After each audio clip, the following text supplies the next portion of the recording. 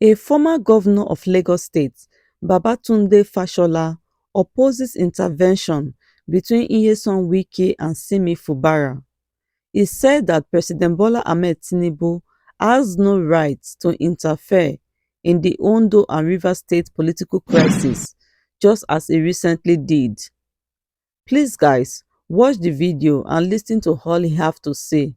Remember to like, share this video and leave your opinion in the comment section below. Thanks for watching. A lot of people have expressed their opinions on the political crisis going on in Rivers State. Despite all the solutions proffered by many, we must not forget who caused the crisis in the first place. The person that caused it is Wike, the former governor of Rivers State. He used state money to sponsor Sim Fubara, the current governor, and all the political office holders in Rivers State.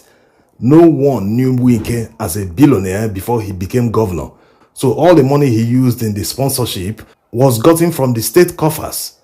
And the reason he wants to continue running the show despite no longer being the governor is because he wants to continue enjoying the largesses of office. He wants to continue stealing money from the state. Yes, because there's nowhere in the Nigerian constitution that it authorizes a governor to take money from the state coffers to sponsor politicians who are seeking for office. So despite not using his personal money to sponsor these politicians for the office they were seeking, he's still laying claim that these politicians must return the favor to him. While many are blaming the governor, Sim Fubara, for not doing what he's supposed to do, for not knowing the powers of a governor of a powerful state like Rivers State, they should understand that Wike is actually the problem.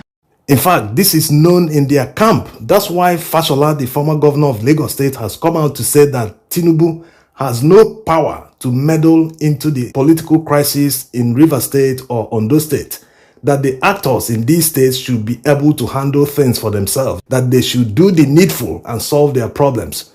So what does it tell you? They know, they are very much aware that all this they are doing is just to try and intimidate the governor, so as to be able to control the resources of Rivers State. That's exactly what is happening. It's a state capture that is going on right before our eyes. And people are not doing anything about it. People are just going about their business. Imagine if this was Wike that someone else, a godfather, is intimidating. Wike will do whatever is within his powers to make sure. Remember what happened between him and Amechi? Not that Amechi was demanding anything from him or trying to exert control over him, but imagine how he reacted, especially during the election and even in 2019.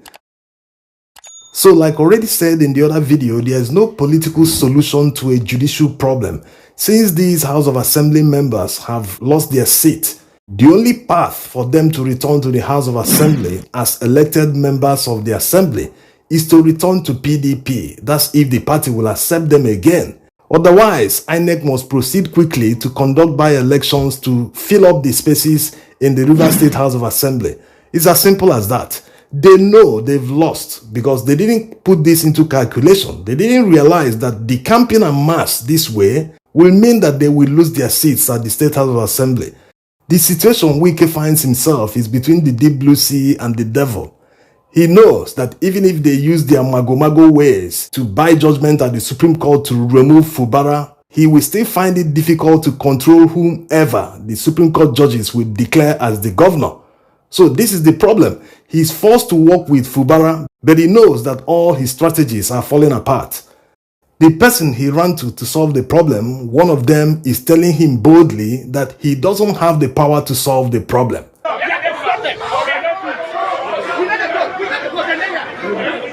Also remember the reason Wike chose Fubara in the first place as his successor. It was because of the money dealings between the two. They have a very deep relationship. In fact, the EFCC, having declared him wanted at a time, believes that billions of naira was misappropriated between the two of them. So obviously he felt he would get absolute loyalty from someone like Fubara considering their relationship. But now the reverse is the case. Of course, why we are hearing about all this is because of Wike's greediness. if he hadn't demanded all those percentage or even told him that he will not be able to authorize any contract above 5 million naira. Imagine telling a governor that. So all this wouldn't have heard about it. This is why there is deep corruption in Nigeria. A commissioner or a minister doesn't know that any deal his superior, his boss wants to do with his ministry must be shared 50-50. That's what it's supposed to be. Because if it goes wrong in the future, they will be serving the same prison term. So if both of them will receive 7 or 10 years each in prison, why will one get the lion's share?